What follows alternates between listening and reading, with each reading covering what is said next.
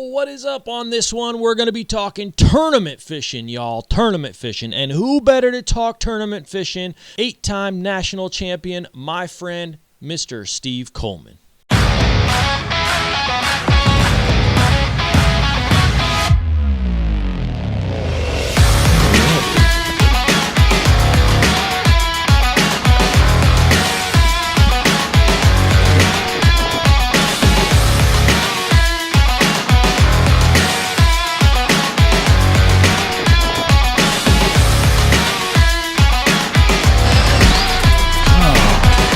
Turn my camera off on the first W.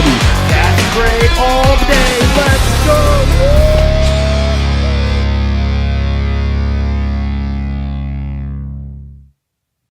You know, Steve and we tried to connect for quite some time now. We met each other like probably with 3 years ago, about down in Tennessee, I think, and had some technical issues and difficulties. But nevertheless, we got him here today. Steve Coleman in the house. What's up, Steve?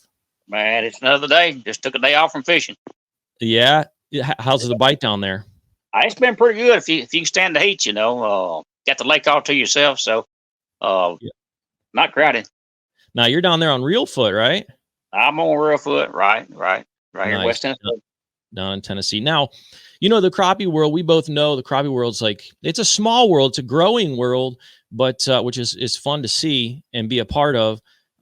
But it's still very small. There's a lot of people who crappie fish that may or may not know names, just like bass fishing. I mean, you could bass fish or whatever, and then you don't know who KVD is. But this guy's is the GOAT himself. Now he is half of the GOAT, I suppose. We got now with crappie fishing, those that are new to it, you can fish either solo or you can fish as a group. Am I right, Steve?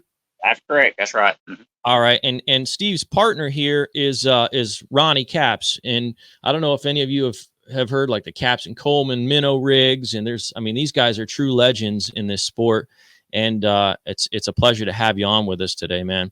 So those that may or may not know anything about the crappie world, this is the GOAT right here, and part of the reason I wanted Steve on here today is we have a tournament that's coming up in Ohio. Now it's a digital tournament, and a lot of people are nervous about getting involved in tournaments. And so part of our conversation today is just understanding kind of tournament fishermen, fishing itself and getting into it, and what maybe some techniques and things that we can adopt that Steve has used in the past. Now, let's just start off here. How many tournaments have you won now, Steve? Do you know? I used to keep up with it a few years ago, and it was in the 80s. So man, it's a lot of them. That's a lot of them. Many miles, many years. And correct me if I'm wrong. 8 times national, right? Oh yeah, 8 times, and missed a couple of times by second place. So we've done well. That's awesome. Now, how did you get into tournament fishing at all? Like, where did you start off? Well, most part of it was right here on Reelfoot Lake. You know, I grew up on the water, so I had the best opportunity to be out there. And I can remember as young as probably 5 or 6 years old getting in the boat going fishing. No kidding. And as I grew up, to me, it just got more of a competition to outfish these older gentlemen that was on the lake. You know, that's too cool. Just kind of grew from there. And the tournament fishing we got into, we entered a tournament one time, Ronnie and I. And we just about won that tournament, and that gave us just what we needed. So it started from there like a wildfire. Wow, that is too cool. So someone who might be anxious about getting into it, you know, I've talked to a lot of folks that have an interest in competing into it, but they're a little bit nervous about kind of jumping in, even at a local level. What would you tell them? What would you kind of say to encourage them to get into it? What's fun? What makes it fun? What kind of makes it spark? Well, just what you said, you know, you got to make it fun. Just jump in there, get your feet wet, you know, and start seeing what's going on. You know, it'll take you a few years to get going, especially if you want tournament fish. But it's a fun thing to do, you know, especially with the techniques we have now with, you know, forward facing sonar. It's fairly easy for anybody to get into it now and just study the fish. Just jump into it, you know, and have a good time with it before you get serious. Right. You Now on a local level or even a national level, would you say that if you don't have a forward-facing sonar, you're at an extreme disadvantage, or would you even compete in that case? Or let's just say someone wants to get into it, but they don't have the funds to really dump into equipment like that. Would you say, it's probably not worth considering then, or would you say jump in? It's still fishing. I hate jumping there and still fish. These old Right. ways, the fish didn't stop biting, because of the old ways. That's the forward facing sonar makes it a little easier to see the bigger fish, but there's still plenty enough fish to catch the old way. Slow trolling, casting, whatever you want to do. Ronnie and I, we were wonderful shallow water fishermen. Okay. And at today, that shallow water is not being targeted by most fishermen. So those Yeah. big fish still growing up in that shallow water. I can relate to that. Being kind of a live scoper myself, I obviously like that deeper water. It's easier for me to see my bait hit him right in the nose, and I can control that a little more versus that shallow where you got a little pixelization going on there. It's a little harder to clarify the water. Man, shallow is hard for me. So you kind of have to bring what to that game, I suppose, right? And then just kind of go with traditional fishing in those scenarios. Yeah, because if you get in that shallow water with this forward facing sonar, you've really got to be good and know what you're looking for, because you can miss things real easy. Yeah. But those fish are still there. They haven't changed. They're not involved in the deeper water. They still there. You just got to go get them. Right. Now, if you're going out, if you don't mind me asking some details on your techniques, if you're going out to a tournament, what's your primary kind of fishing technique, or what's your favorite fishing technique? Are you going into those shallow pads, or are you fishing deep concrete or deep brush or trees? What's your, or maybe longline troll, or poking them with a spider rig, or what's your approach? Well, mainly I'm gonna study what that lake is before I ever get there. Yeah. I'm gonna study what the water is. If it's clear water, we like dingy water. I like real green, fertile water. So if I go to a lake, that's what I'm looking for. Is that Yeah. real fertile water? Because I know those fish are going to be a little healthier in that green water or the No dirty kidding. water. Okay. Yeah. They're going to be easier to catch. That's kind of my bread and butter. It's we start shallow, shallow as I can, and in the upper parts of the lakes.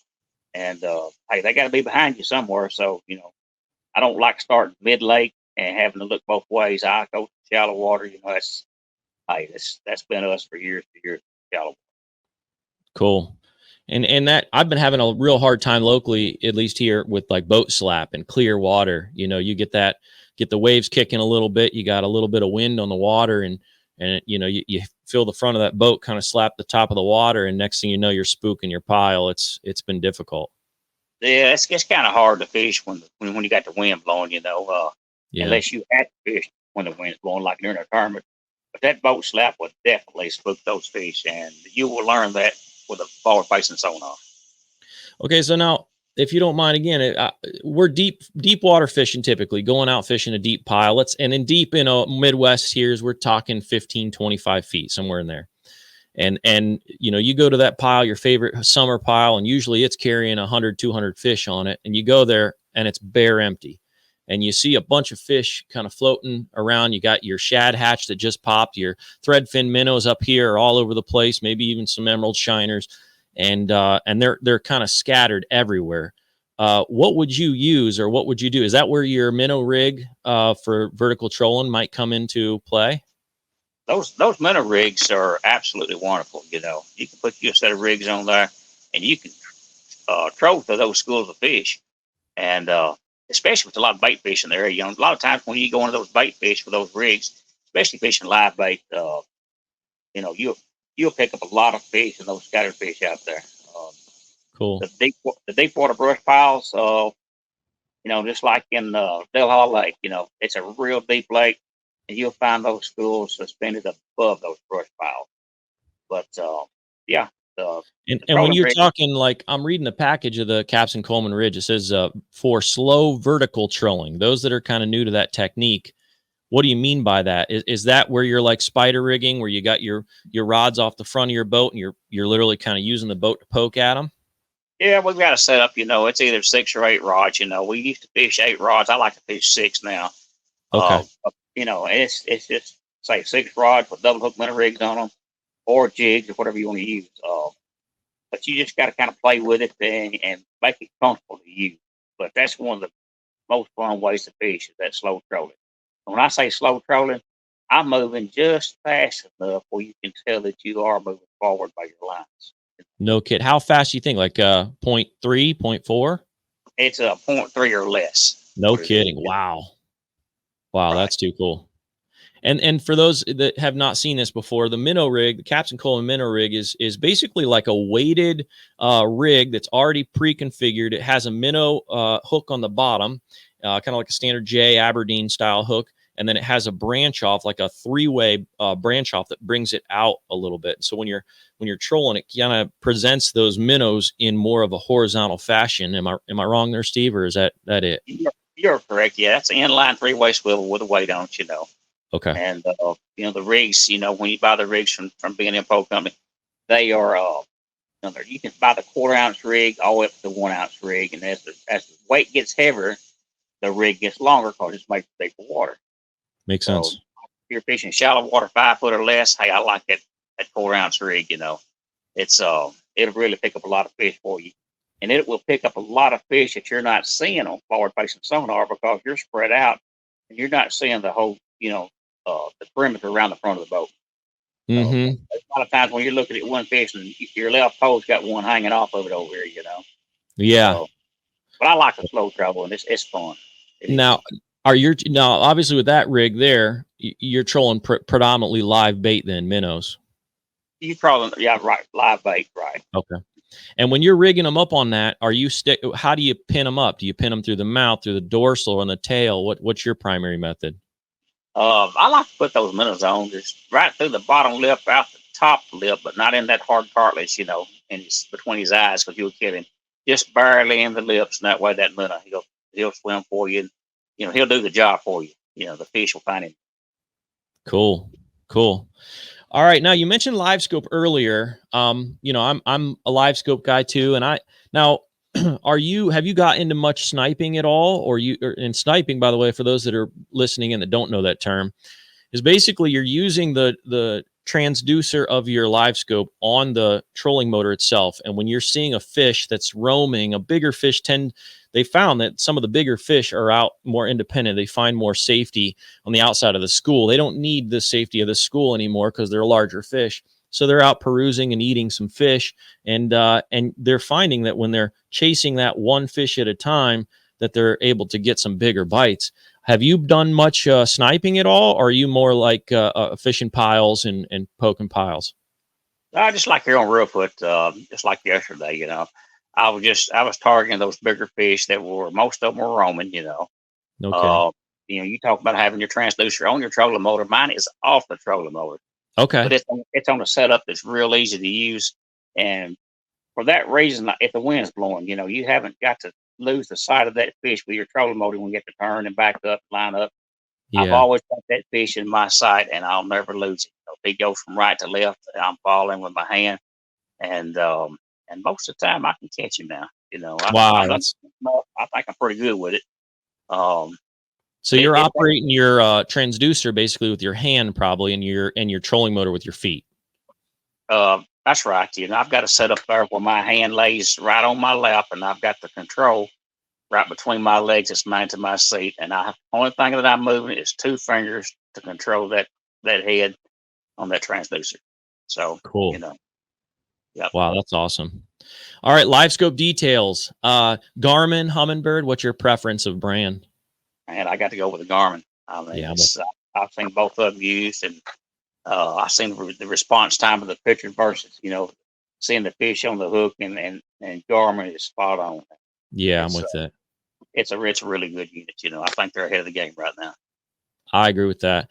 Now, for me, if I'm out like focusing on some fish and I'm kind of cruising to find my next spot, I'm usually poking out about 65, 70 feet. And then when I get on my spot, I'm bringing it back all the way to 30 feet. Now, my kind of style of fishing has been just posting up, kind of lazy style fishing. I'll spot lock right on the pile, and I'm just vertical jigging that pile until I catch a million dinkers, Right. Right. But with you, are you so are you kind of doing the same thing, or? Well, just depends on what lake I'm at, you know. If I'm on the lake that hadn't got a lot of structure, I like to zoom out real far and find those fish. Okay. For instance, here at Reelfoot, you know, there's so many stumps in Reelfoot. If you zoom out to 60, 65, 70 feet, you're going to see nothing stump sticking up, you know. So Wow. I like to keep it in about 30 to 40 feet, 40 at the most out, you know, because the further you go out, the less details that you're going to see, especially the fish that's holding real close to that structure and real far on the bottom, you know. Right. I've gone to the LS34, Okay. to the transducer, and I like the 32 for seeing those fish roaming out further. The 34 clears up the screen, which I like. And the 34 shows me more detail real close up. So I can kind of, if you think there's a fish down there and you can't see him with a 32, you can look at 34 and it'll separate him off that stump. Wow, So, that's cool. yep. And what color graph do you choose? Like amber, lime green, what's your preference on color? Man, I use the emerald. You know, it's Okay. easier on my eyes. You know, a lot of people like the amber, which is real good. But that's the two colors I will use: the emerald and the Okay. amber. Too cool. Now, okay, so I'm kind of experiencing this up here right now. I'm out trying to do some filming and stuff, and the bite has been extremely difficult. And I'm able to get on them, but I'm having to really work for them, really kind of bump them in the head with the bait to get them to commit. Have you kind of identified certain times? Maybe it's a time of the day, maybe it's a barometric pressure, maybe it's a cold front or anything like that.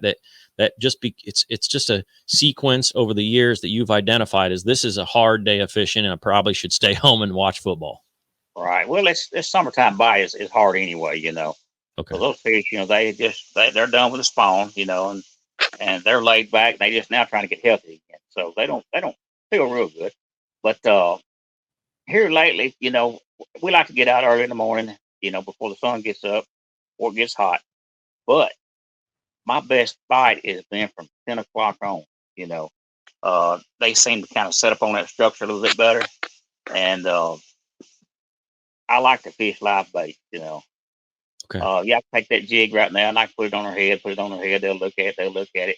I can take that live bait and that minnow on a little fine hook and stick it right on his nose. And I use a small split shot. And the minute goes round and round and round in front of his face, he'll take it.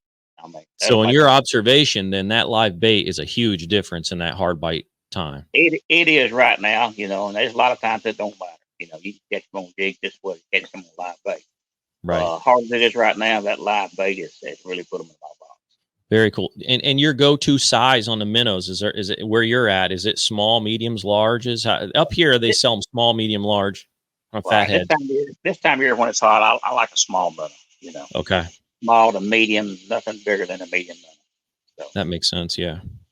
That's too cool. Okay. So transitioning into some gear questions I had here for you. So we talked about artificial or live bait. If you're fishing artificial, what kind of presentation are you typically throwing? Are you fishing something that's more of a moving style bait, like a grub or a paddle tail style, or more of a jigging action, like a stinger or something like that? well, right now I'm using a straight eye hole jig, you know. Hot pink is my favorite color, you know.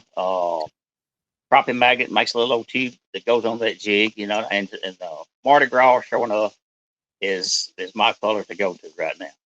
But I'm fishing that. What color is that, Steve? Mardi Mardi Gras. Gras. It's a chartreuse, kind of a dark, sparkly color. You know, it's not black, but it's got some sparkles in it. Cool. It's a real good jig. I mean, you need to look if you don't fish Mardi Gras or the show enough. The show enough is kind of a white, you know. Yeah, that's a great color. That's a good it's color. More of a natural color, you know, that matches the shad spawn. And those two colors right there will really put them in my boat. But here's the key. You know, we all like to fish like a 16-foot pole, you know, pitching to them. People go to 18-foot. But Ronnie and I, we've come out with a pole through BnM Pole Company. It's called the Ambush. And it's 24.5 foot long. It's a telescopic pole. And here on Reelfoot, where I'm at now, I'm going to use Reelfoot for my example. I can sit on the front of my boat and I can catch every one of them fish about 20 to 21 foot from my boat, just dropping it straight on his head, you know. So no reeling, no cranking. You're just popping them. It's telescoping. Right. When you get that fish on there, you can telescope it in 2 or 3 times there, 2 or 3 sections, and just enough where you put that net on that fish and dip them up. I'm fishing about 15 foot of water, got about 12 foot of line on there, so I can pretty well reach the bottom anywhere I go. But that long pole, that 24, when you get a big fish on there, talk about fun now. He'll stream that line out across there. Then you go sliding that thing in and popping it in until you get that fish in the boat. And I've had a buddy out there that's fishing beside me. Told me, said, man, I get tired of hearing all that popping on that pole. But I'm sliding that section in real fast. I said, why is that? He says, because every time you slide in, I know you got a fish. You're already done. Yeah. You tell them where to buy one, man? Oh yeah. That Grizzly Geek Company over in Crosville, Missouri, I got them in stock right now. So, hey, if you ain't tried that ambush, you better go get you one. It's light too. I was surprised how light it is for as long as it is. Steve showed me that a couple years back, and it was, man, it's an awesome stick. Right. They got 2 different ones over there. They've got one that's called the Little Mighty. Okay. And when I'm guiding, most time I'll give my customers a Little Mighty before I ever let them touch the ambush, because the Little Mighty is a little easier to handle. It's light. It's 20 foot long. And about midday, I'll put that 24-foot pole in their hand, and hey, it changes the world. Oh yeah, the Little Mighty. Right. That's awesome. That's too cool. And it looks like the Little Mighty comes in various sizes too. You can go all from 10 all the way to 25 feet there. That's right. But that 20-foot one is hey, that's the bread and butter. That's awesome. Now, if you're fishing primarily with a telescopic pole, then most of the time with your tactic, right? Right, I have right now. Unless I'm trolling, if I'm trolling, we're going to be using the BGJP by BnM or the Captain Coleman trolling rod. That's my 2 favorite ones. Cool. And we'll highlight all these, by the way. We'll put them in links down in the description. You guys can check those out at BnM. We're actually going to bring some into our local shop here too. So we'll have some Little Mighties here on hand here. I believe it's going to come in a month, if I'm not mistaken. Jack told me so. All right. So, forward-facing sonar, we got a lot of like fluff going on between traditional style fishermen and folks that are embracing the new technology. And there's some argument, I guess, for lack of better terms, about the future of what the crappie population is going to look like as a result of this. Do you see, in your opinion, any sort of negative future as a result of the forward-facing sonar? What do you think? Well, the forward-facing sonar, it's here to stay. It's not going anywhere. Right. What I say we need to do is, decrease the limits on fish. Reelfoot right now has a 30 fish limit. We don't need 30 fish limits. You need to reduce those fish limits, because you are catching those old spawning fish. And I've seen over the last 2 or 3 years the numbers of those big fish decrease. Yeah. It's going to happen. You got lakes that's so healthy it don't matter, but you got lakes that are not so healthy that those limits probably need to come down. The lakes in Mississippi this year, they went to a 10 fish limit. Best thing they ever done. Because if you go down there and you catch 10 of those big fish, you got a cooler full of it. Right. The Sardis, anywhere like that. What do you think about slot limits?